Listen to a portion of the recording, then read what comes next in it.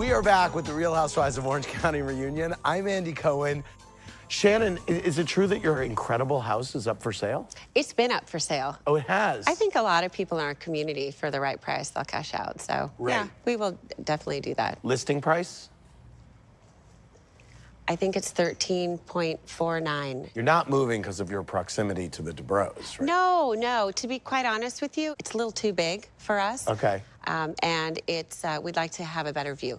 Well, Heather and Shannon started off as new friends and future neighbors. But all of that changed after a game of musical chairs, a hoedown that turned into a throwdown, and a Christmas party that was anything but merry. Take a look. Hey, Shannon. Shannon, this is Heather DeBro. This is Shannon DeBro. I love to meet new people. So nice to meet a neighbor.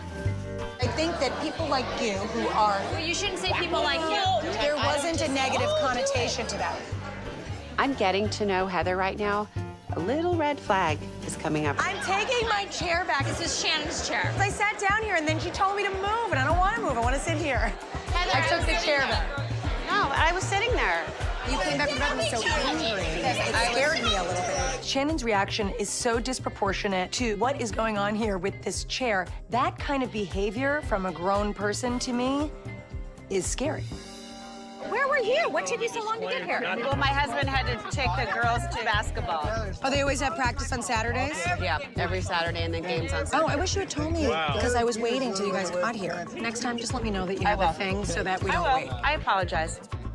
Did she say anything to you, Vicki? No. Then why was I singled out? Why does Heather have issues with me? I don't know what the hell I did. You either do or you don't. No, don't say you want to. You either do Heather, or you you've don't. got to stop talking so condescending. Honest to frickin' God. It needs to frickin' stop.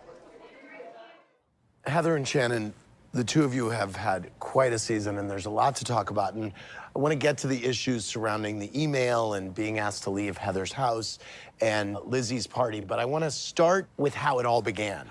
Heather, in your blog, you wrote, "I felt like when Shannon met the other girls, she wasn't interested in me anymore."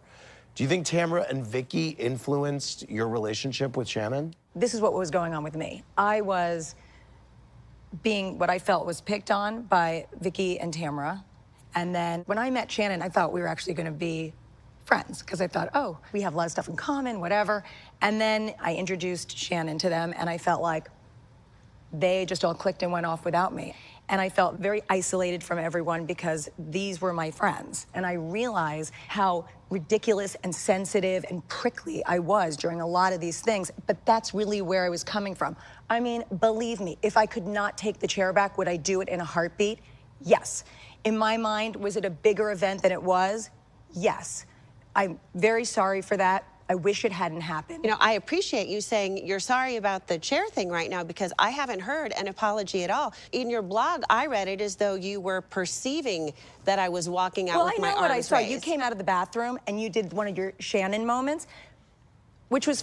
Is that this? But you said I screamed across Javier's restaurant.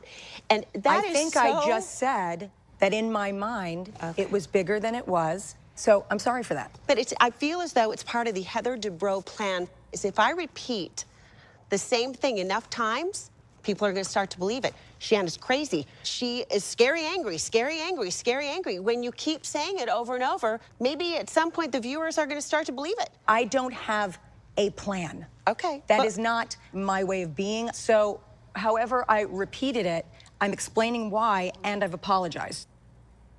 I want to talk about the hoedown. Molly from Dayton, Ohio said, "Heather, you singled out Shannon for being late, but Vicki was late too. To use one of your own words, it seemed punitive. Was this just Chairgate retribution?" No, it had nothing to do with that. I walked into the conversation and Tamara said to me, we were just talking about why Shannon was late. So you blame Tamara for bringing it up? I honestly do. You did bring it up. I walked into I did. I think the worst thing in the world is for her to walk up and we all go. It would have been better. I have to say, Tamara, you're really good at this. You're really good at stirring the pot because you did point it out. And then you come over to me and you say, Heather's upset. And I say, don't say anything to her. I don't want to ruin her party. But you go back to Heather. Okay, we're going to talk more about Tamara stirring the pot later. But right now, I want to talk about Shannon's Christmas party. Shannon, in your blog, you wrote, "What upset me was the tone in which Heather was speaking to Tamra. I spoke in a firm voice, but I definitely did not yell." Tamra, do you think that Shannon yelled at Heather? No. You don't. So Heather, you repeated many times, "I was yelled at in her Right. home." Do you think she yelled? No, I don't. It was obviously a misfortunate choice of words because it's obviously not the decibel of Shannon's voice, but maybe the tone of the words. That was what I meant. Carlene from Burlington, Vermont said, "Shannon, whether you yelled or not, Heather was talking to Tamra and you jumped in like a crazy person. How would you feel if the tables were turned?" Okay, well, you know what? I felt that you were speaking condescending. I really felt as though you were lecturing her like a child. And you have to understand that about 5 minutes prior to that, Tamra relayed to me that you had said she needed to pick a side, that it had to be you as a friend or me as a friend. Which is not what I said. What did you say?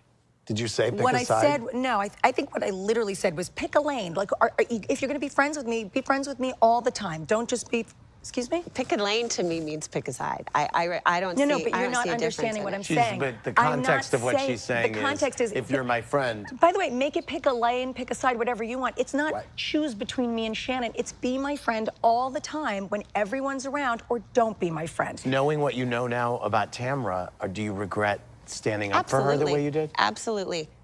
Tamra, what's your reaction? She's welcome to her opinion.